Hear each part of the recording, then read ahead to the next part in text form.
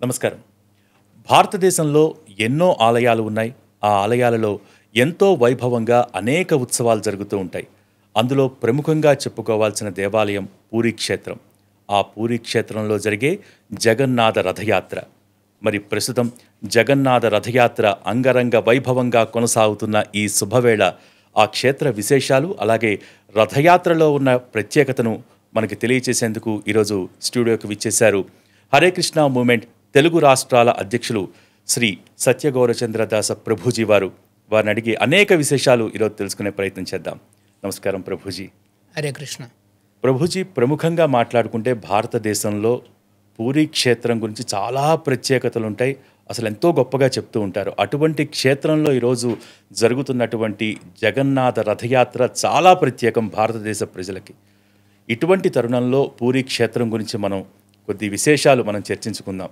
ఇటువంటి సందర్భంలో అసలు శ్రీకృష్ణ భగవానుడు ఎందుకు స్థిర నివాసంగా పూరీ క్షేత్రాన్ని ఏర్పరచుకున్నాడు? అసలు ఈ ఆలయాన్ని ఎప్పుడు ఎవరు నిర్మించారు?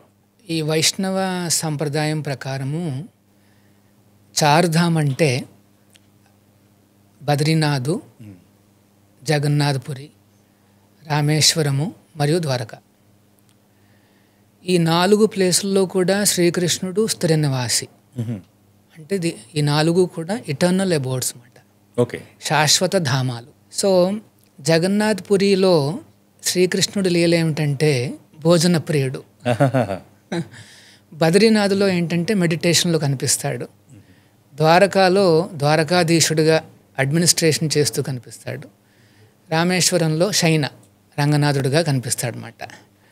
సో ఈ రకంగా ఈ చార్ధామ్లో జగన్నాథపురి అనేది చాలా విశేషము. ప్రతి హిందువు కూడా తన జీవితంలో ఒక్కసారన్నా ఆ క్షేత్రానికి వెళ్ళి అక్కడుండే జగన్నాథ, బలదేవ్, సుభద్రాలను దర్శనం చేసుకోవాలని కోరుకుంటారన్నమాట. ఇక్కడ ఈ దేవస్థానం చాలా పురాతనమైనది. ఒరిస్సాలో ఉన్న ఈ జగన్నాథపురి అంటే జగన్నాథుడి యొక్క ధామం మాట, చాలా పురాతనమైనది. అంటే లెజెండ్ ఏం చెప్తోంది అంటే ఇంద్రద్యుమ్న మహారాజు అన్న ఒక చక్రవర్తి, ఆయన ఒకరోజు కలలో నీలమాధవుడు దర్శనమిస్తాడు. ఇవ్వగానే ఈ భగవంతుడి రూపం ఎక్కడుంది కనుక్కోమని తన మంత్రికి చెప్తాడనమాట. విశ్వవసు అన్న పేరు ఆ మంత్రికి చెప్పినప్పుడు ఆ విశ్వవసు వెళ్తూ వెళ్తూ ఒక ట్రైబల్ ఏరియాకు వస్తాడనమాట. సబరా అన్న గ్రూప్ అది. వచ్చినప్పుడు అక్కడ ఏం గమనిస్తాడు అంటే ఆ సబరా చీఫ్ అనేవాడు ఆయనే ఈ నీలమాధవుడికి ప్రతిరోజు పూజలు చేస్తున్నాడని తెలుసుకుంటాడు అన్నమాట. ఓకే. ఆ సబరా కింగ్ ఏమిటంటే ఇది ఎవరికి తెలియనివ్వకుండా చాలా జాగ్రత్తగా కాన్ఫిడెన్షియల్గా చేస్తుంటాడు అన్నమాట. సో అందుకని ఏం చేస్తాడంటే విశ్వవసు ఆ సబరా కింగ్ యొక్క కూతుర్ని పెళ్లి చేసుకుంటాడు. చేసుకుని అంటే అల్లుడు అవుతాడు అన్నమాట. కాస్త ప్రెషర్ తీసుకొచ్చి ఆ నీలమాధవుడి యొక్క దర్శనం నాకు కావాలని చెప్పిస్తాడు. కూతురు చేత చెప్పిస్తాడు. ఆ సబరా కింగ్ ఏమంటాడు అంటే సరే నీకు ఒకసారి దర్శనం ఇప్పిస్తానని చెప్పి, కానీ నేను నీకు కళ్ళకు గంతులు కట్టేస్తాను అని చెప్పి ఆ రకంగా గంతులు కట్టి తీసుకువెళ్తుంటే కూతురు ఏం చేస్తుందంటే చేతులు కొన్ని ఆవాలు పోస్తుంది అన్నమాట. సో ఇవి విశ్వవసు దర్శనానికి వెళ్తున్నప్పుడు ఆ ఆవాలన్నీ డ్రాప్ చేసుకుంటూ వెళ్తుంటాడు. ఓకే, ఎవరికీ తెలియకుండా.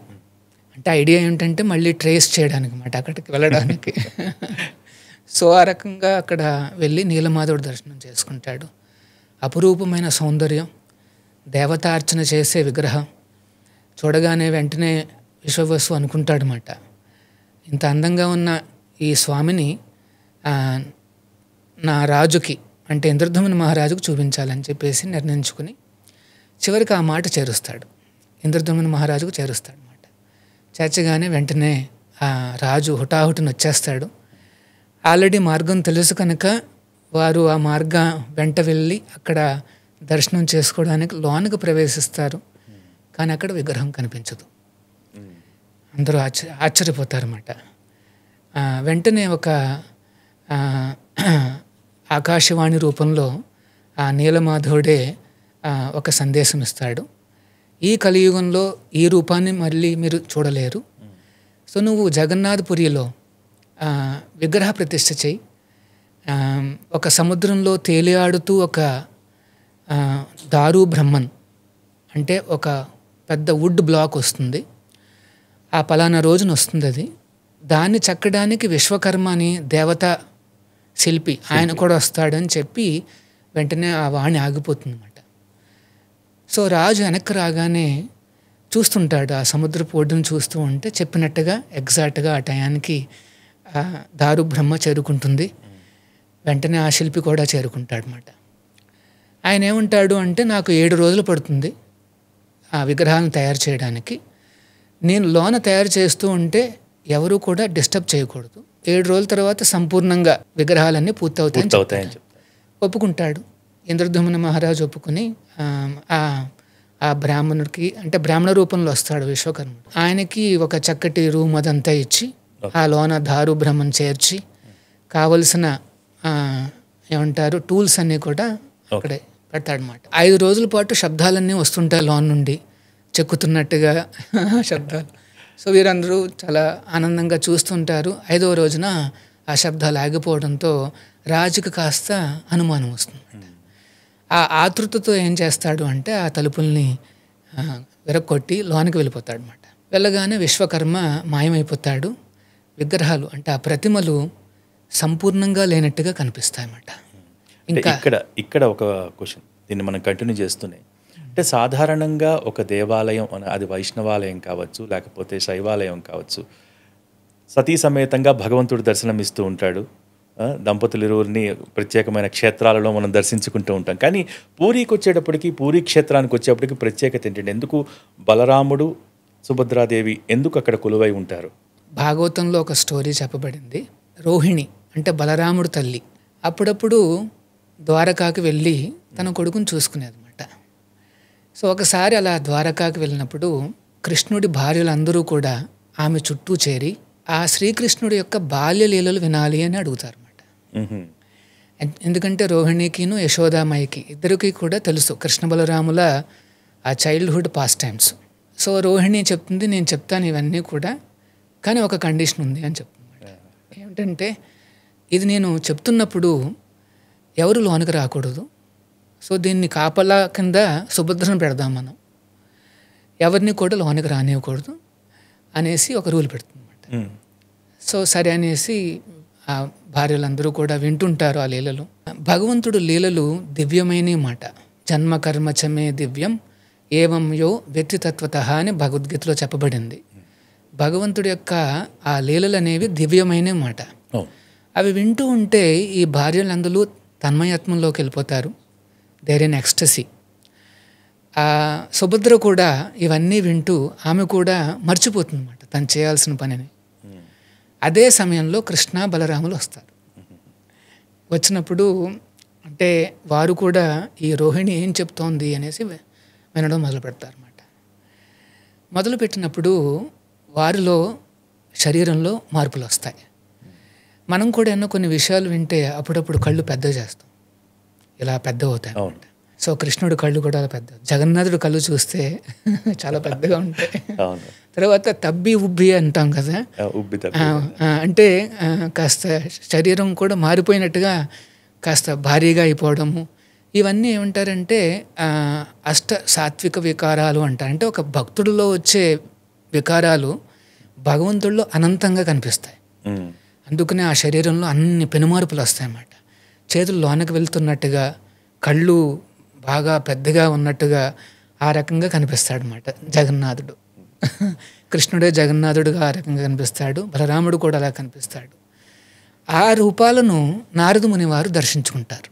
అదే సమయంలో రావడం జరుగుతుంది. వారు దర్శించుకోగానే వెంటనే కృష్ణ, బలరామ, సుభద్ర నార్మల్ స్టేజ్కి వచ్చేస్తారు. వచ్చినప్పుడు నారద ముని వారు అంటారన్నమాట, ఈ రూపాలు చాలా అద్భుతంగా ఉన్నాయి కృష్ణ, మాకు ఈ రూపాలు మళ్ళీ దర్శనానికి భాగ్యాన్ని కలిగించు అంటాడు. అప్పుడు కృష్ణుడు అంటాడు, ఇలా జగన్నాథపురిలో నేను అవతరించబోతున్నాను, అక్కడ నువ్వు దర్శనం చేసుకోవచ్చు అని చెప్తాడు అనమాట. కాబట్టి ఇక్కడ ఈ స్టోరీ విన్న తర్వాత ఇక్కడ 2 అనుమానాలకి సందేహ నివృత్తి అయిపోయింది. అంటే ఒకటి, దేవా పూరి క్షేత్రంలో భగవంతుడు ఎందుకు ఆ రూపంలో ఉంటాడు? ఇందాక మనం చెప్పుకుంటూ కూడా, అంటే 6వ రోజుకి ఆ మహారాజు లోపలికి వెళ్ళి అక్కడ డిస్టర్బ్ చేశాడు కాబట్టి అలా అసంపూర్ణంగా రూపాలు ఉన్నాయా, లేకపోతే భగవంతుడు తన లీలలను తనే వింటూ ఉబ్బి తబ్బిపోయి ఆ విధంగా ఉన్నాడా అనే దానికి ఏం చెప్తారు? ఈ జగన్నాథ బలదేవ్ సుభద్ర రూపాలు అనేవి అదే ఆ ఎక్స్టాటిక్ సిమ్టమ్స్ వల్ల వచ్చిన రూపాలు అన్నమాట. అవి శాశ్వత రూపాలు. భగవంతుడికి ఎన్నో రూపాలు ఉన్నాయండి. అద్వైతం అచ్యుతం అనాదిం అనంత రూపం ఆద్యం పురాణ పురుషం నవయవ్వనం చ. సో భగవంతుడికి ఎన్నో రూపాలు ఉంటాయన్నమాట.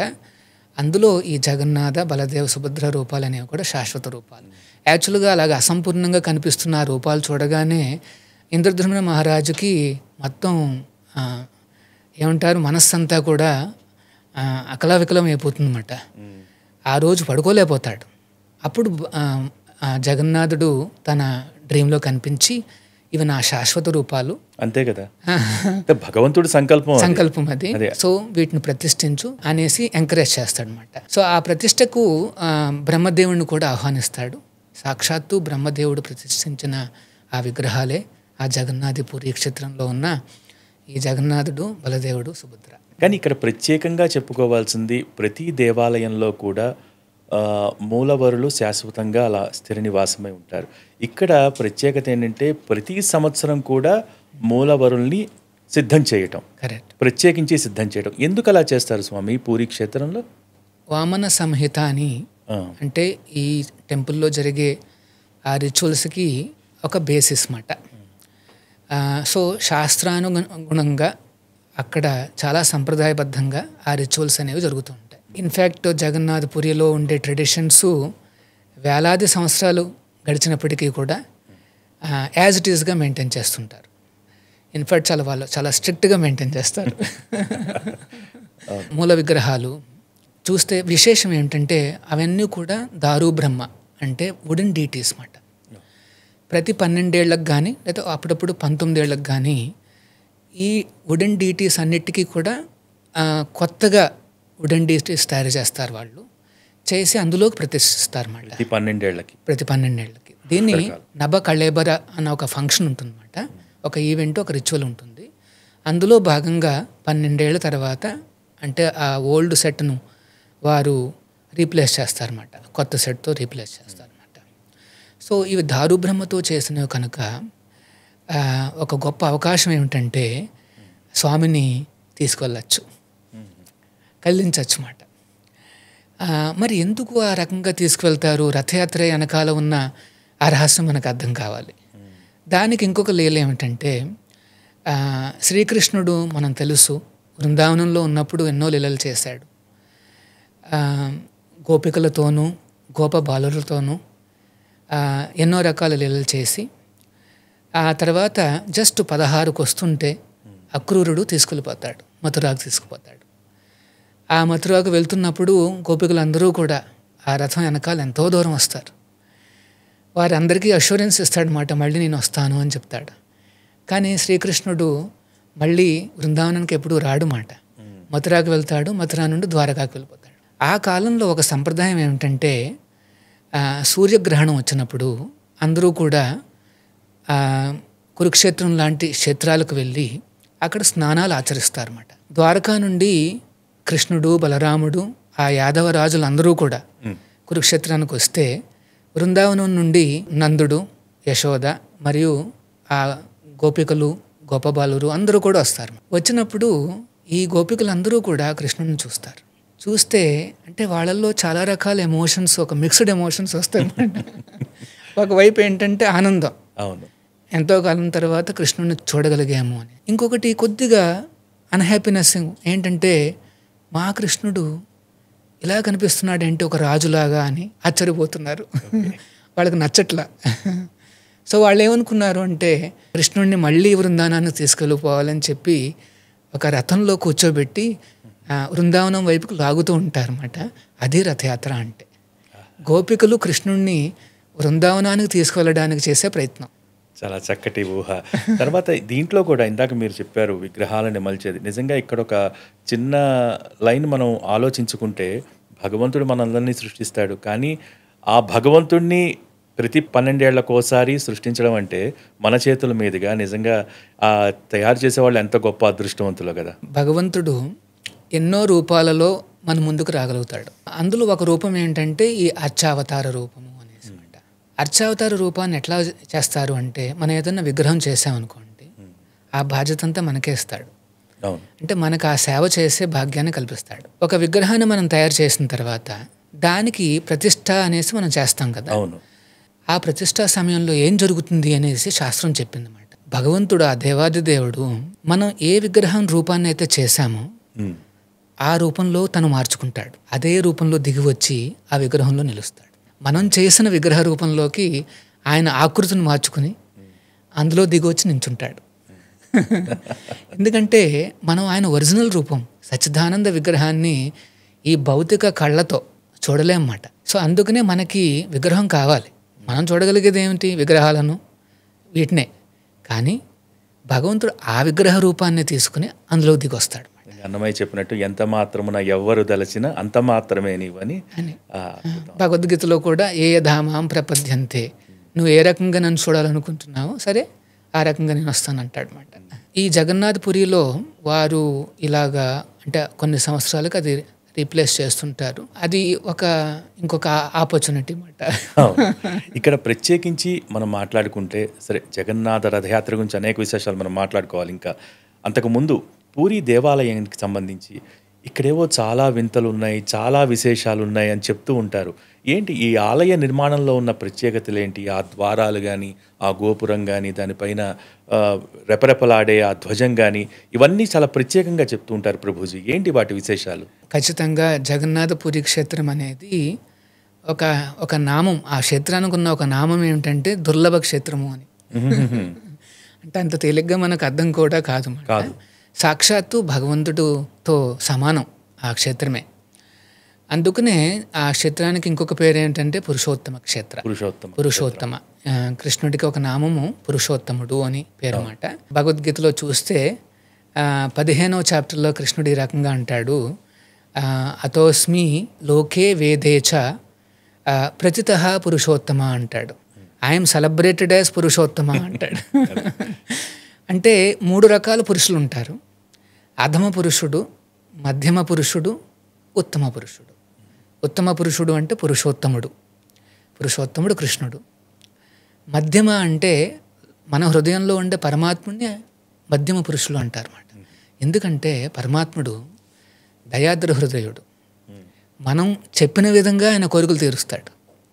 కానీ పురుషోత్తముడు ఆయన ఎవరిని లొంగ తీసుకోలేరు. ఒక్క ప్రేమ ఉంటే తప్పితే ఆయన లొంగడు. కానీ పరమాత్ముడు ఎవరు కోరుకున్నా నాకు ఇది కావాలంటే ఆర్డర్ సప్లయర్ లాగా ఆయన మారిపోతాడు అన్నమాట. అందుకనే మధ్యమ పురుషుడు అని చెప్తారు.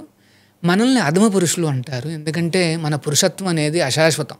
ఈ కాలంలో టెక్నాలజీతో ఒకే లైఫ్లో కూడా వాళ్ళు మార్చేసుకుంటున్నారు. జెండర్ మార్పిడి అనేది చాలా తేలికైపోయింది అన్నమాట.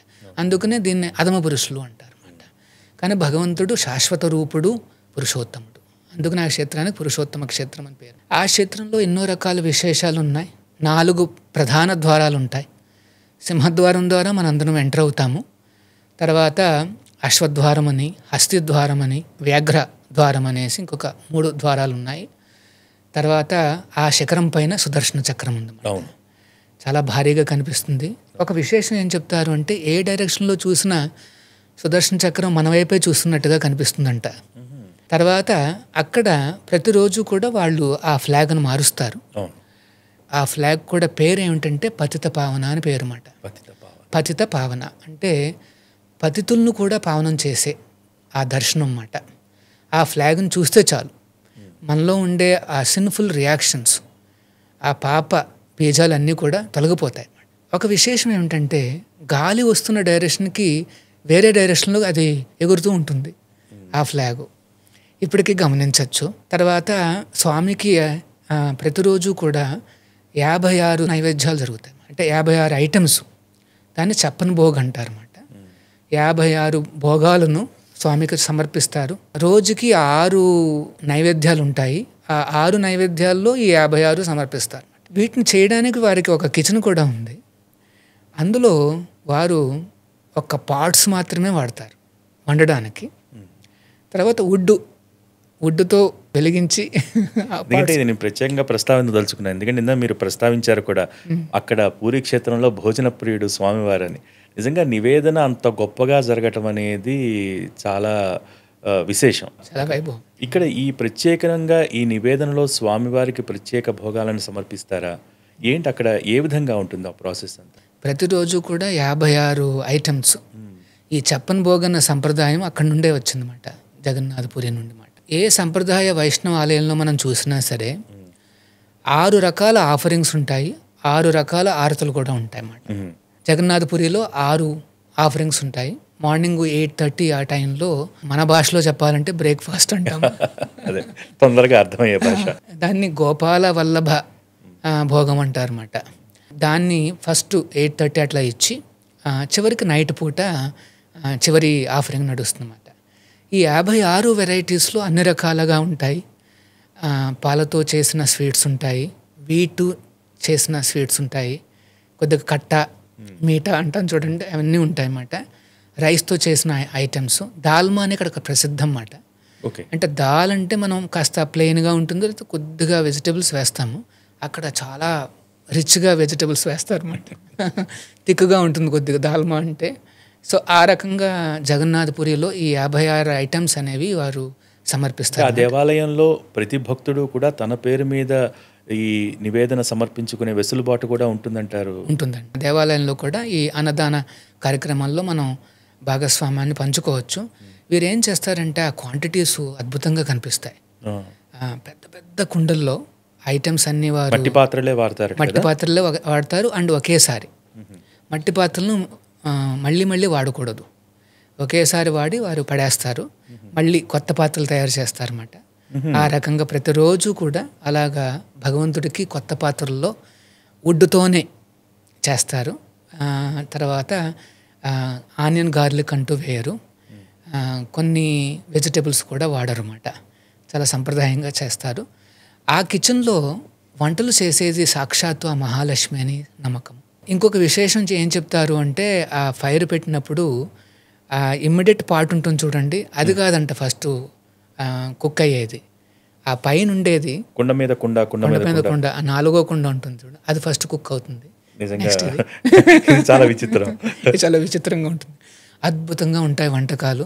వచ్చిన భక్తులందరికీ కూడా, అంటే దాంట్లో ఉంటే సైన్స్ ఏంటో తెలియదు కానీ మొదట పై పాత్రలో ఉన్నదాన్ని నైవేద్యం పెట్టడం అంటే అది నిజంగానే. సో ఇంకొక విశేషం ఏం చెప్తారు అంటే, అమ్మవారికి నచ్చకపోతేనంట ఆ కిచెన్ ఎంట్రన్స్లో ఒక షాడో డాగ్ కనిపిస్తుందంట. ఓకే. అంటే కుక్క నీడ అక్కడ కనిపిస్తుందంట. సాధారణంగా కుక్కలు కనుక ఈ భోగాన్ని చూస్తే దాన్ని ఏ వైష్ణవాలయంలో కూడా సమర్పించరు, వెంటనే దాన్ని డిస్కార్డ్ చేసి మళ్ళీ చేయాల్సి వస్తుంది. సో వీరు ఆ రకంగా చూడగానే అర్థమైపోతుంది అన్నమాట, అమ్మవారికి నచ్చలేదు ఏదో పదార్థం అని చెప్పి మొత్తం పదార్థాలన్నింటినీ బరీ చేసేసి మళ్ళీ కొత్తగా వండుతారు అన్నమాట. సో చాలా నిష్టగా సంప్రదాయబద్ధంగా ఆ స్వామికి సేవలు నడుస్తుంటాయి ఈ అద్భుత క్షేత్రంలో అన్నమాట. ఇంకా విశేషాలు ఏమిటంటే, నలుగురు హనుమాన్ రూపాలు ఆ క్షేత్రానికి రక్షణ కల్పిస్తూ ఉంటారు. అందులో ఒక హనుమంతుడి పేరు ఏంటంటే బేడి హనుమాన్ అనేసి. అది ఎందుకు చెప్పాను అంటే, తిరుమలలో మనం చూస్తే బేడి ఆంజనేయ స్వామి అదే దేవాలయం అన్నమాట. అదే రూపాన్ని ఇక్కడ కూడా ప్రతిష్ఠించారు. క్షేత్రపాలకుడు తర్వాత క్షేత్రపాలకులు సాక్షాత్తు ఆ పరమేశ్వరుడు శివుడు. టెంపుల్ లోపల 5 రూపాలు ఉన్నాయి శివుడివి, పెద్ద దేవస్థానాలే, వాటిని ఆరాధిస్తూ ఉంటారు. వారిని క్షేత్రపాలకులు అంటారు. అలాగే పూరి క్షేత్రాన్ని రక్షిస్తూ ఇంకొక 5 శివరూపాలు ఉన్నాయి. సో వారిని కూడా క్షేత్రపాలకులు అంటారన్నమాట. సో ఆ రకంగా 10 రూపాలు మనం విశేషంగా చూస్తాం అన్నమాట ఇక్కడ క్షేత్రపాలకులుగా. సో అది ఇదొక విశేషము. ఇంకొక విశేషం ఏమిటంటే, 22 స్టెప్స్ ఉన్నాయి ఇక్కడ. దర్శనం చేసుకోవడానికి భక్తులందరూ కూడా 22 స్టెప్స్ ఎక్కి అలవానికి వెళ్ళాలి. వెళ్ళినప్పుడు అక్కడ వారు దర్శనం చేసుకోవచ్చు.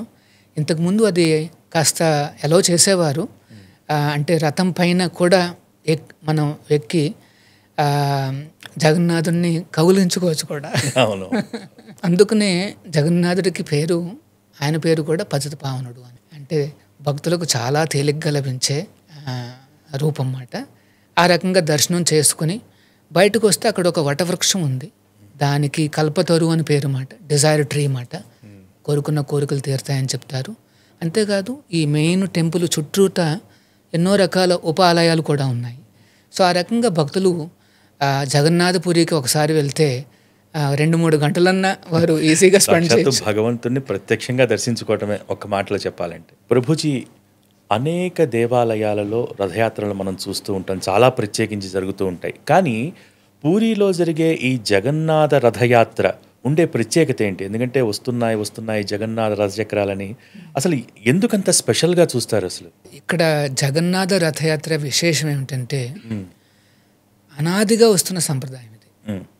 తర్వాత అన్ని శాస్త్రాలలోనూ చెప్పబడిన ఒక ప్రాచీనమైన ఆచరణ. రథయాత్ర వెనకాల చక్కటి భగవంతుడి యొక్క లీలలు. దీనివల్ల ఏమిటంటే చాలా ప్రాముఖ్యత సంతరించుకుంది. తద్వారా కోట్లాది మంది ఈ రథయాత్రలో పాలు పంచుకోవడానికి ప్రయత్నిస్తుంటారు. అవును. రథయాత్ర అంటే ఏంటంటే 2 దేవస్థానాలు ఉన్నాయి అక్కడ. ఒకటి ఏంటంటే మన మెయిన్ శ్రీమందిర్ అంటారు. అక్కడి నుండి జగన్నాథుణ్ణి, బలభద్రుణ్ణి, సుభద్రను 3 రథాలలో తీసుకుని ఆ గ్రాండ్ రోడ్లో ఆల్మోస్ట్ ఒక 3 కిలోమీటర్స్ ఉంటుంది.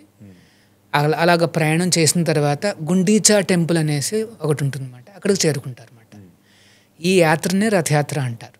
అంత విశేషంగా శాస్త్రోక్తంగా ఉన్న ఈ రథయాత్రకు అన్ని రకాల భక్తులు అక్కడ చేరుకుంటారు.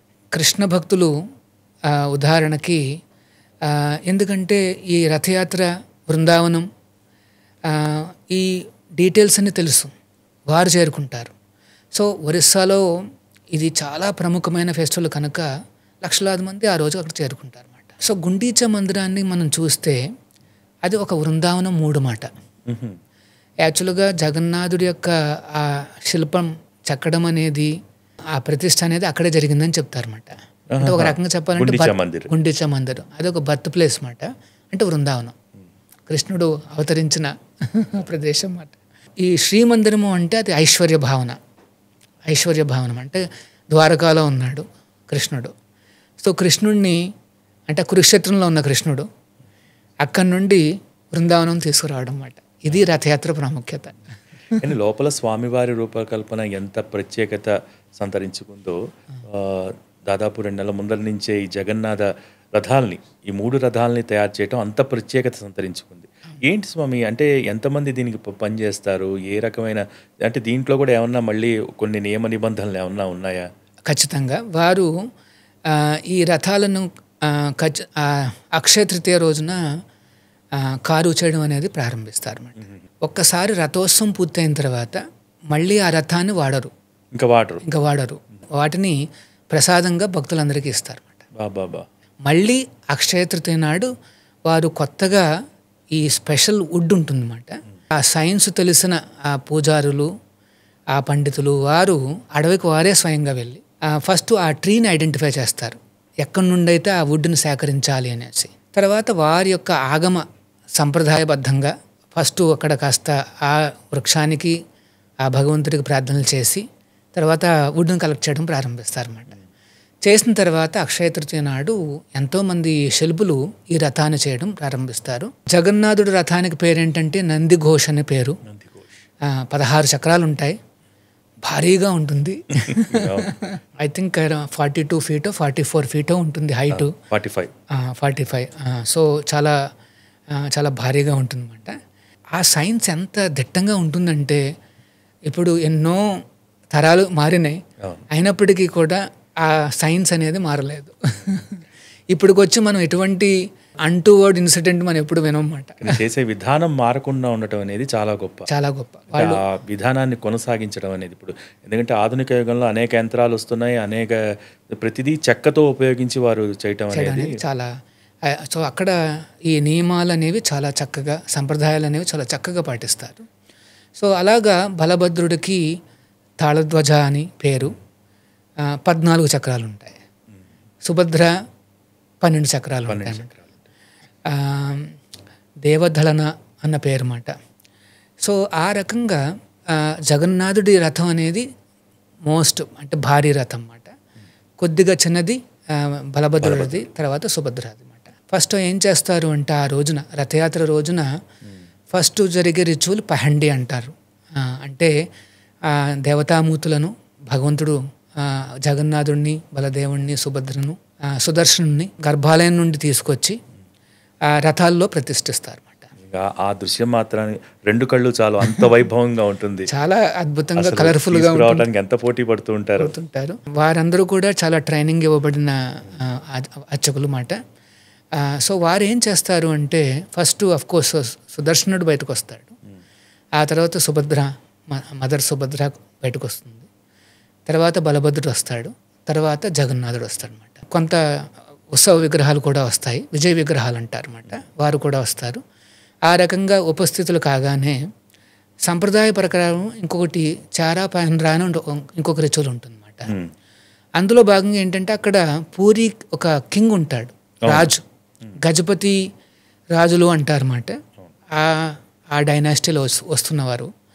సో ఆయన ఆ రథాల ముందుకు వచ్చి గోల్డెన్ బ్రూమ్తో చేస్తాడనమాట, క్లీనింగ్ చేస్తాడు. అంటే భగవంతుడి యొక్క సుప్రిమసీ ప్లస్ ఆయన ముందు అందరూ చిన్నవాళ్లే, అంతే కదా. ఆ హ్యూమిలిటీని చూపిస్తాడనమాట, ఆ నమ్రతను చూపిస్తూ భగవంతుడి ముందు దాన్ని క్లీన్ చేసి ఆ రకంగా రథయాత్రకు ఈ లోపల అర్చకులు కూడా వచ్చి రథాన్ని ప్రతిష్ఠిస్తారు. కొత్తగా చేసినవి కదా, అవును, వాటిని కూడా మంత్రోచ్చరణలు చేస్తూ దాన్ని ప్రతిష్ఠిస్తారు. అది పూర్తి కాగానే వెంటనే ఈ రథయాత్ర అనేది ప్రారంభమవుతుందన్నమాట. చేయగానే రథయాత్ర ప్రారంభమవుతుంది. తర్వాత రథయాత్ర ఇక్కడి నుంచి గుండీచా ఆలయానికి చేరుకోవటం, అక్కడ ఎన్ని రోజులు ఉంటుంది, మళ్ళీ దేవాలయానికి చేరుకోవటం, ఈ విశేషం ఏంటి స్వామి? ఎన్ని రోజులు జరుగుతుంది ఈ ప్రక్రియ మొత్తం కూడాను? సో రథయాత్ర ప్రారంభమైన తర్వాత 9 రోజుల్లో ఎన్ని పూర్తవుతాయి. ఆ రోజున ఫస్ట్ అమ్మవారు బయలుదేరతారు, తర్వాత బలభద్రుడు, ఆ తర్వాత జగన్నాథుడు. అప్పుడప్పుడు ఏమవుతుందంటే జగన్నాథుడు రథం ఒకవేళ గుండీచాకు చేరకపోతే అంటే ఈవినింగ్ టైం కల్లా వెంటనే వారు ఆపేస్తారు రథాన్ని అక్కడే. ఓవర్ నైట్ జగన్నాథుడు అక్కడే అలాగే ఉంటాడు. తర్వాత నెక్స్ట్ రోజున మళ్ళీ రథాన్ని తీసుకుని వెళ్ళి ఆ రకంగా గుండీచాకు చేరుస్తారు అన్నమాట. తర్వాత మధ్యలో కూడా చాలా రిచువల్స్ ఉంటాయి. ఈ రథాలకి ఒక చోట నుండి సంప్రదాయబద్ధంగా ఉండే కొన్ని మఠాల నుండి వారికి భోగం అనేది చేరుతుందన్నమాట, రథం పైకి వస్తుందన్నమాట. సో ఆ రకంగా చాలా చక్కగా ఆ ఈవెంట్స్ అన్నీ పూర్తి చేస్తారు. రథాల్లో కూడా చూస్తే ఎన్నో రకాల పర్సనాలిటీస్ ఉంటారు. తర్వాత వారందరూ కూడా అవి మోగిస్తూ ఆ రకంగా రథాన్ని తీసుకెళ్తుంటారు అన్నమాట. సో చూడ్డానికి చాలా బాగుంటుంది, ఆనందదాయకంగా ఉంటుంది అన్నమాట. ఎవరైనా సరే సమర్పించవచ్చు, ఎవరైనా సరే వెళ్ళి ఆ రథాన్ని లాగచ్చు అన్నమాట. శాస్త్రం ఏం చెప్తోంది అంటే రథస్థం వామనం దృష్ట్వా పునర్జన్మన విద్యతే. ఆ జగన్నాథుడిని కనుక రథంలో పైన ఉన్నప్పుడు ఎవరైనా దర్శనం చేసుకుంటే ఈ సంసార చక్రం నుండి వారికి విముక్తి కలుగుతుంది అన్నమాట, మళ్ళీ పునర్జన్మ అనేది ఉండదు అనేసి చెప్పబడింది అనమాట. అంటే ఎంత తేలిగా చూడండి. అంటే మీరు చెప్తుంటే ఆ జగన్నాథ రథయాత్రలో ఆ శబ్దాలు, ఆ హోరు, లయబద్ధంగా తాళవాద్యాలతో హోరు వింటూ ఉంటే అంటే ఎవరికైనా కొద్దిగా పక్క వాళ్ళు ఏమన్నా అనుకుంటారేమో అని నామోషి ఉన్న వాళ్ళు కూడా అక్కడికి వచ్చి నృత్యం చేస్తూ ఉంటారు చాలామంది. అసలు ఎంత అద్భుతం, అది కేవలం ఆ క్షేత్రంలోనే సాధ్యమేమో. ఎగ్జాక్ట్లీ. సో అక్కడ ఆ రకంగా భక్తులందరూ కూడా ఏ రకంగా గోపికలు కృష్ణుడిని తీసుకెళ్ళాడు, సో ఆ రకంగా వాళ్ళు బృందావనం తీసుకెళ్తుంటారు. తర్వాత చాలామంది నృత్యాలు చేస్తూ హరినామాన్ని చెబుతూ ఆ రకంగా తీసుకెళ్తుంటారు అన్నమాట స్వామిని. తర్వాత రథాన్ని లాగడం అనేది కూడా చాలా ప్రత్యేకము. స్వామిని అట్లా చూస్తూ కాస్త కొన్ని స్టెప్పులు వేయడము ప్రత్యేకము. ఆ క్షేత్రంలో ఈ రథయాత్రలో ప్రతి స్టెప్ ఒక ప్రత్యేకత. దేవతలు వారు కిందకు చూస్తేనంట, ఈ పురుషోత్తమ క్షేత్రాన్ని చూస్తేనంట అక్కడ నివసించే వాళ్ళందరూ కూడా 4 చేతులతో కనిపిస్తారంట. అంటే ఆల్రెడీ వాళ్ళందరూ మోక్షము ఆల్రెడీ వచ్చేసింది వాళ్ళకి. భావిస్తూ ఉంటారు. మోక్షం ఏంటంటే సారూప్య, అంటే విష్ణువులాగా ఒక రూపం వస్తుంది. అలానే వారు విష్ణువు అని కాదు, 4 చేతులతో ఉన్న ఆయన సర్వేశ్వరుడు. ఇన్హాబిటెంట్స్ కూడా 4 చేతులతో ఉంటారు అన్నమాట. సో మంచి విషయం. సో అక్కడ గుండీచాకు చేరగానే అక్కడ 7 రోజుల పాటు అక్కడ వారు ఉంటారు. రథయాత్ర తర్వాత 5 రోజులకి ఒక విశేషం జరుగుతుంది. హేరా పంచమి అంటారు. హేరా పంచమి. పంచమి అంటే 5వ రోజు అనేసి పంచమి అన్నమాట. రథయాత్రకు ముందు జగన్నాథుడు నేను 3 రోజుల్లో వస్తానని చెప్పి వెళ్తాడు అన్నమాట. రాకపోయేసరికి అమ్మవారు కోపంగా ఒక పల్లకీలో వచ్చి అక్కడ గుండీచా ముందర జగన్నాథుడి యొక్క సేవకులు ఉంటారు కదా, సో వారందరికీ వార్నింగ్ ఇస్తుందన్నమాట. కోపంగా గుండీచాకు వచ్చి ఇంకా రాలేదు అని చెప్పేసి వెనక్కి వెళ్ళిపోతుంది అనమాట. It's a very interesting festival. అంటే అమ్మవారి తరపున కొంతమంది, తర్వాత జగన్నాథుడి తరపున కొంతమంది ఉంటారు. వారి మధ్యన డైలాగ్స్ కూడా ఉంటాయి. ఇటువంటి సన్నివేశాలను ప్రత్యక్షంగా చూడాల్సింది ఆ క్షేత్రానికి వెళ్ళి. సో అది పూర్తి కాగానే ఇంకొక 2 రోజుల్లోనే జగన్నాథుడు బయలుదేరతాడు, వెనక్కి రావడం మొదలు పెడతాడు. దీన్ని బహుడా రథ అంటారు. బహుడా అంటే లేకపోతే ఉల్టా రథయాత్ర అంటారు. ఆ రథయాత్ర పూర్తి కాగానే నెక్స్ట్ రోజునే ఏకాదశి, దాన్ని సోనావేష్ అంటారు అన్నమాట. జగన్నాథుడికి సువర్ణ ఆభరణాలు ఇస్తారు. జగన్నాథుడికి, బలదేవుడికి, సుభద్రమయ్యకి లక్షలాది మంది వస్తారు ఆ దర్శనం చేసుకోవడానికి. చాలా అద్భుతంగా కనిపిస్తాడు స్వామి.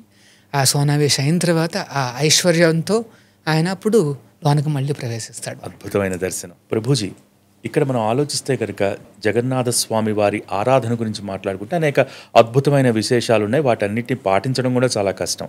కానీ చాలామంది భక్తులు అడుగుతూ ఉంటారు, అంటే మామూలుగా మన ఇష్టదైవం కులదైవం లాగా జగన్నాథ స్వామిని ఆరాధించాలంటే, మనకి ఇష్టదైవంగా ఆరాధించాలంటే ప్రతినిత్యం ఇంట్లో ఏ విధంగా ఆరాధించుకుంటే బాగుంటుంది అనేది. జగన్నాథ, బలదేవ్, సుభద్ర అనే రూపాలు మనం ఒరిస్సా, బెంగాల్లో చూస్తే ఆల్మోస్ట్ ప్రతి ఇంటిలోనూ ఉంటాయన్నమాట. ఇది వాళ్ళ కల్చర్లో భాగం. ప్రతిరోజు కూడా వారు ఆరాధిస్తారు. ఈ ఆరాధన దేవస్థానంలో మేము ఎట్లా చేస్తాము అంటే 6 రకాల ఆరతులు, 6 రకాల నైవేద్యాలు సమర్పిస్తాం అన్నమాట రోజుకి. అది హైయెస్ట్ వర్షిప్. ఓకే. కొంతమంది భక్తులు ఏం చేస్తారంటే ప్రతిరోజు కూడా ఒక ఆరతి, ఒక నైవేద్యాన్ని సమర్పించి ఆ రకంగా మొదలు పెడతారు. సో ఇంట్లో కూడా ఆ రకంగా మొదలుపెట్టి క్రమక్రమంగా మనం పెంచుకుంటూ వెళ్ళొచ్చు. మనకున్న అవకాశం ప్రకారం, లేకపోతే మనకున్న ఏమంటారు ఆ మీన్స్ ప్రకారం చేసుకోవచ్చు అన్నమాట. ప్రతి ఒక్కరూ ఆరాధించదగిన ఆ రూపాలు ఈ జగన్నాథ, బలదేవ్, సుభద్రమయ్య. ప్రతి ఒక్కరూ కూడా తీసుకోవచ్చు, చేసుకోవచ్చు, ఈ ఆరాధన చేయొచ్చు. ఈ ఆరాధనను విశ్వవ్యాప్తం చేసింది ఎవరు అంటే ఈ హరే కృష్ణ ఉద్యమ సంస్థాపకాచార్యులు, విశ్వగురువులు, his divine grace A C Bhaktivedanta Swami ప్రభుపాదుల వారు. ప్రభుపాదుల వారు మొట్టమొదటి వైష్ణవాచార్యులు. ఈ సముద్రాలను దాటి ఆ పాశ్చాత్య దేశాలకు వెళ్ళారన్నమాట. సో తన గురువుగారు ఇచ్చిన ఆదేశాన్ని తీసుకుని తన ప్రాణంగా భావించి ప్రభుపాదుల వారు ఆ రకంగా సముద్రయానం చేస్తారు. కార్గో షిప్లో ప్రయాణిస్తారు. అంటే సన్యాసి కనుక ఆయన చేతిలో డబ్బులు లేవు, ఒక్క 40 రూపాయలు ఉన్నాయంతే. సో 40 రూపాయలు, వయసు ఎంత అనుకుంటున్నారు? 70 ఏళ్ల వయసు. ఆ వయసులో ఆయన కార్గో షిప్ ఎక్కి న్యూయార్క్ సిటీకి వెళ్ళాలనేసి కోరిక. సో ఆ రకంగా ఫ్రీ టికెట్ తెచ్చుకుంటారు కార్గో షిప్లో. దాని పేరు జలదూత అని పేరు మాట. ఆ షిప్ పేరు జలదూత. సో ఆ జలదూతలో ఆ రకంగా ప్రయాణిస్తూ ఉంటే ఎటు చూసినా సముద్రం నీళ్లు. సో వెంటనే 3 రోజులకే సీ సిక్నెస్ వచ్చేస్తుంది ఆయనకి. అంటే కొంత వామిటింగు, తినాలనిపించదు అన్నమాట. అట్లాంటి పరిస్థితి, చాలా వీక్ అయిపోతారు. అనుకోకుండా హార్ట్ అటాక్ వస్తుంది. హార్ట్ అటాక్ వచ్చినప్పుడు చాలా వీక్ అయిపోతారు. అక్కడ ఉండే ఆ క్రూ, పైలట్ వీళ్ళందరూ కొద్దిగా సేద తీర్చి కాస్త మెడికేషన్ అది ఇచ్చిన తర్వాత తేరుకుంటారు. తేరుకోగానే మళ్ళీ వెంటనే 2వ హార్ట్ అటాక్ వస్తుంది. ఈసారి కూలిపోయినప్పుడు ఆల్మోస్ట్ ఒక ఏమంటారు అన్కాన్షియస్ స్టేట్లోకి వెళ్ళినప్పుడు ఆ శ్రీకృష్ణుడి దర్శనం లభిస్తుంది అన్నమాట. ఆయన కనిపించి ఇంకా నీకు ఎటువంటి ప్రమాదం లేదు, నీ ప్రయాణాన్ని కంటిన్యూ చేయని చెప్తాడనమాట. లేకపోతే ప్రభుపాదుల వారు అనుకున్నారంట, మేబీ ఇలాగా సముద్రం మధ్యలో వాడపైన నేను చనిపోవాలని రాసుందా? కాదండి, 2 సార్లు గుండె నొప్పి వచ్చిన తర్వాత ఏ మనిషి అయినా ఇంత వ్యాప్తి చేస్తారా, ఇంత ధర్మాన్ని ఇంత వ్యాప్తి చేస్తారా అనే ఒక్క క్వశ్చన్కి మంచి సమాధానం ఇది. అది చాలా ఆశ్చర్యకరమైన విషయం అన్నమాట. సో ఆ రకంగా ప్రభుపాదుల వారు ఇవన్నీ తట్టుకుని ఎప్పుడూ కూడా అడగలేదు అన్నమాట ఎవరిని నన్ను వెనక్కి తీసుకుపోండి అని. ముందడిగే వేశారు. కానీ ఎప్పుడు ప్రభుపాదుల వారు మొట్టమొదటిసారి ఈ జగన్నాథ రథయాత్రని నిర్వహించారు? ఆ వైభవం ఏ విధంగా ఉండింది ఆ రోజున? సో ఆ రకంగా ప్రభుపాదుల వారు ఆ రకంగా ప్రయాణించి న్యూయార్క్ సిటీకి చేరుకుంటారు. చేరుకున్న తర్వాత ఎటు వెళ్ళాలో తెలియదు. 40 రూపాయలు చేతిలో ఉన్నాయి, కొన్ని ట్రంక్ బాక్సులు ఉన్నాయి, ఆ ట్రంకుల్లో భాగవతం పుస్తకాలు ఉన్నాయి. ఆయన వాడ దిగుతూ ఒక సెట్టు చేతిలో పైలట్ చేతిలో పెడతాడు. ఆయన పేరు పాండే, మిస్టర్ పాండే, నేను ఇప్పుడు అమెరికాకి వచ్చాను, నా దగ్గర $1 లేదు, ఈ 3 పుస్తకాలు తీసుకుని నీకు ఎంత తోస్తే అంత ఒక డొనేషన్ అని అడుగుతారు. ఒక $15 చేతిలో పెడతాడు. సో అది ఆ రకంగా ప్రభుపాదుల వారు తన ప్రచారం ప్రారంభిస్తారు అన్నమాట. నెక్స్ట్ 11 ఇయర్స్లో అక్కడి నుండి అంటే ఆ సందర్భం నుండి నెక్స్ట్ 11 ఇయర్స్లో ఆయన మహాసమాధి తీసుకున్నారు. 11 ఇయర్స్ తర్వాత ఆ 11 ఇయర్స్లో అన్ని ఖండాల్లోనూ 108 దేవస్థానాలు స్థాపించారు ఆయన. 108 అసలు సామాన్యుడికి సాధ్యమయ్యేది కాదు. 108 రాధాకృష్ణులు, లక్ష్మీ నరసింహ ఉపాసన మరియు జగన్నాథుడి యొక్క రథయాత్రలు. అంటే భారతదేశంలో చాలామంది కూడా పాశ్చాత్య సంస్కృతి వైపు అక్కడికి వెళ్ళాలి, అక్కడేదో ఉంది, అక్కడేదో మహిమ ఉంది అని అటువైపు వెళ్తున్న సందర్భంలో ఆ రోజునే పసిగట్టి పాశ్చాత్య దేశాలకు వెళ్ళి అక్కడ మన సంస్కృతిని విశ్వవ్యాప్తం చేయడానికి ఒక బీజం వేశారు. చూడండి, అద్భుతం అండి. యాక్చువల్గా ప్రభుపాదుల వారు వెళ్ళినప్పుడు ఏం చూశారు అంటే పాశ్చాత్య దేశస్తులు అందరూ కూడా ఎదురు చూస్తున్నారు, ఆకలిగా ఉన్నారు. అంటే అన్ని రకాల సంపదలు ఉన్నాయి, అన్ని రకాల భోగాలు ఆల్రెడీ ఉన్నాయి వాళ్ళకి అమెరికాలో. తర్వాత కొంత వారికి కూడా ఏదో పరిచయం ఉంది అక్కడ, కాస్త మతం వాళ్ళ అదంతా పరిచయాలు ఉన్నాయి. అయినప్పటికీ కూడా దేనికోసం ఎదురు చూస్తున్నారు అన్నమాట వారు. సో ప్రభుపాదుల వారు వెళ్ళినప్పుడు ఆ రకంగా మొదలుపెట్టారు. ఒక పార్కులో ఒక రోజున కూర్చుని ఆచార్యుల వారు ఈ హరే కృష్ణ అనేసి పాడుతూ చేతిలో ఒక చిన్న దుందుబులాగా ఉందంటే ఇలాగా డప్పు అంటాం చూడండి, అట్లా అలా కొట్టుకుంటూ ఆయన పాడడం మొదలుపెట్టారన్నమాట. ఆ పార్కుకు వచ్చిన యువకులు అమెరికన్స్ అన్నమాట. వారు ఏంటి శబ్దం అనేసి వారు వచ్చారన్నమాట, చూడ్డానికి వచ్చారు. ఎవరో కాస్త బ్రైట్గా కనిపిస్తూ వింతగా దుస్తులు వేసుకున్నారు. అంటే సన్యాసి కనుక ఆయన సన్యాసి డ్రెస్సు ఉందన్నమాట. వీరికి వింతగా కనిపిస్తూ ఉంది. ఏం పాడుతున్నాడు అనేసి వినడానికి ట్రై చేస్తున్నారు అన్నమాట. అదేమో సంస్కృతంలో ఉన్నట్టుగా అనిపించింది వారికి. అంటే హరే కృష్ణ యాక్చువల్గా భగవంతుడి నామాలే, కానీ వారికి ఏం తెలియదు అన్నమాట.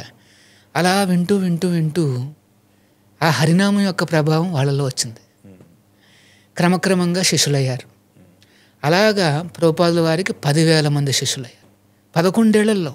మరి శిష్యులు అంటే డౌట్లు వస్తాయి కదా, మరి ఆ డౌట్స్కి మరి ఆన్సర్స్ ఇవ్వాలి గురువు అంటే. ఆయన లేఖలు, వేలాది లెటర్స్ రాశారు స్వయంగా వారందరికీ. ఇవన్నీ చేస్తూ ప్రపంచవ్యాప్తంగా ఉన్న ఆర్గనైజేషన్ మేనేజ్ చేస్తూ 80 పుస్తకాలు రాశారు. అర్ధరాత్రి పూట 1 గంటకు లేచేవారు. 1 గంట నుండి 4:30 వరకు డిక్టాఫోన్లో డిక్టేట్ చేసేవారు అన్నమాట. ఏంటి ఈ ప్రభుపాదుల వారి యొక్క వ్యాఖ్యానాలు. ఎందుకంటే పుస్తకాలన్నీ సంస్కృతంలో ఉన్నాయి, ఆయన ఇంగ్లీష్లోకి వ్యాఖ్యానాలు ఇచ్చి ఆ శిష్యుల్ని చెప్పారన్నమాట. మీరందరూ దీన్ని టైప్ చేసి ఆయనకు చూపించేవారు. ప్రభుపాదుల వారు చూసిన తర్వాత పుస్తకాలు ప్రింట్ చేసేవారు అన్నమాట. ఆ రకంగా ప్రభుపాదుల వారు 80 పుస్తకాలు తయారు చేశారు. 10,000 మంది శిష్యులు, 108 దేవస్థానాలు. జరిగిన 11 సంవత్సరాలే, అన్ని 11 సంవత్సరాలు పూర్తయింది. ఇందులో విశేషంగా ఈ జగన్నాథుడి రథయాత్రను కూడా ఆయన విశ్వవ్యాప్తం చేశారు. ఎందుకంటే ఎక్కడైతే దేవస్థానం ఉంటుందో మేమందరం కూడా రథయాత్ర చేయాల్సిందే. అది మా యొక్క డే టు డే లైఫ్, లేకపోతే ఇయర్లీ లైఫ్లో భాగం. అది ఆ 11 సంవత్సరాల కృషి ఇప్పటికీ ఆధ్యాత్మిక సైనికులను తయారు చేస్తూనే ఉంది. 50 ఏళ్ల తర్వాత కూడా మీరు చూస్తున్నారు అంటే లక్షలాది కోట్లాది మంది దీనికి ఆకర్షితులవుతున్నారు. కొన్ని దేశాల్లో అయితే ఈ హరే కృష్ణ అనేది ఫాస్టెస్ట్ గ్రోయింగ్ రిలీజియన్ అక్కడ. సో అట్లాంటి వైభవంగా సో ఫస్ట్ శాన్ ఫ్రాన్సిస్కోలో ప్రభుపాదుల వారు ఈ రథయాత్రను చేశారన్నమాట. San Francisco. రథము అంటే ఏమిటి తెలియదు వాళ్ళకి, జగన్నాథుడు అంటే ఐడియా లేదు. ఒకసారి కొంతమంది ఈ శిష్యులు ఏదో కొనుక్కోవడానికి స్టోర్స్కి వెళ్తారు. వెళ్ళినప్పుడు అవి ఇవి కొంటూ ఒక చిన్న విగ్రహాలు కనిపిస్తాయన్నమాట. చూడ్డానికి వింతగా ఉన్నాయి అని చెప్పి వారు ఆ మూడింటిని కొనేసుకుంటారు. అది తీసుకొచ్చేసి ఒక చిన్న టేబుల్ మీద పెట్టి ప్రభుపాదుల వారిని పిలుస్తారన్నమాట. ఆయన లోన్ ఉంటారు. ప్రభుపాద మేము ఏదో తీసుకొచ్చాం, ఏదో స్పెషల్గా ఉన్నాయని తీసుకొస్తే రాగానే ప్రభుపాదుల వారు చూస్తారు, అవి జగన్నాథుడు, బలదేవుడు, సుభద్ర అన్నమాట. వెంటనే ఆచార్యులు సాష్టాంగ నమస్కారం చేసి ఇవి జగన్నాథుడు, బలదేవ, సుభద్రుడు అని చెప్పి మనం ఈ సంవత్సరం భగవంతుడు ఆజ్ఞ రథయాత్ర చేయాలి అంటే రథయాత్ర చేయాలి. అద్భుతం. ఆ రథాన్ని ఏ రకంగా చేయాలని ఆయన డిజైన్స్ గీసి ఇస్తే అప్పుడు ఆ శిష్యులు చేస్తారు. ఆ రకంగా ఘనంగా అలా మొదలైంది. ఇప్పుడు ప్రతి నగరంలోనూ ప్రతి టౌన్లోనూ రథయాత్రలు నడుస్తున్నాయి. కానీ ప్రతి భక్తుడికి కూడా పూరి వెళ్ళి రథయాత్రలో పాల్గొనాలంటుంది. కానీ అలా స్వయంగా పాల్గొలేని వాళ్ళు ఏ విధంగా ఆ తృప్తిని, ఆ భగవంతుడి ప్రేమని ఏ విధంగా పొందాలి? దానికి ఒక్క చిన్న మాటతో మనం ముగిద్దాం. అంటే అదృష్టం ఏమిటంటే ఇప్పుడు రథయాత్రలు అనేవి ఆల్మోస్ట్ ఎవ్రీ టౌన్లో చేయడం జరుగుతోంది. సో ఆ రోజున మీరు దయచేసి కాస్త బయటకు వచ్చి, ఎందుకంటే మనం అక్కడికి వెళ్ళలేకపోతున్నామని తెలిసి భగవంతుడు మన దగ్గరకు వస్తున్నాడు. అంతే కదా. సో ఆయన వస్తున్నాడు కనుక అక్కడ నించుని కాస్త ఎదురు చూస్తూ వీలైతే ఆ రోప్ని, తాడుని కాస్త లాగి ముఖ్యంగా స్వామిని దర్శనం చేసుకోవచ్చు. దూరం నుండి మనం కావాలంటే కాస్త ల్యాంప్స్ కూడా ఆఫర్ చేయొచ్చు. ఆ తర్వాత ఈ హరినామాన్ని చెప్పాలి. హరే కృష్ణ కృష్ణ కృష్ణ హరే హరే, హరే రామ రామ రామ హరే హరే అని ఒక మంత్రం చెప్పినా చాలు. అంటే మనకి పెద్దగా మంత్రాలు తెలియకపోయినా జస్ట్ ఒక మంత్రం చెప్పి నామస్మరణ చేస్తే చాలు, ఆ జగన్నాథుడికి సంతృప్తిని కలిగిస్తుంది. చాలా చాలా సంతోషం ప్రభుజీ. ఈరోజు మా స్టూడియోకి వచ్చి అనేక అద్భుతమైన విశేషాలు పూరీ క్షేత్రానికి సంబంధించి, జగన్నాథుడి రథయాత్రని కళ్ళకు కట్టినట్టుగా కూడా మా ప్రేక్షకులందరికీ చక్కటి విశేషాలు తెలియజేసినందుకు వాళ్ళందరి తరపున మరొక్కమారు ధన్యవాదాలు. Thank you so much. Hare Krishna. విన్నారుగా, పూరీ క్షేత్రానికి సంబంధించి, జగన్నాథ రథయాత్రకి సంబంధించి అనేక అద్భుతమైన విశేషాలను మరో ప్రత్యేక కార్యక్రమంలో మళ్ళీ కలుద్దాం. నమస్కారం.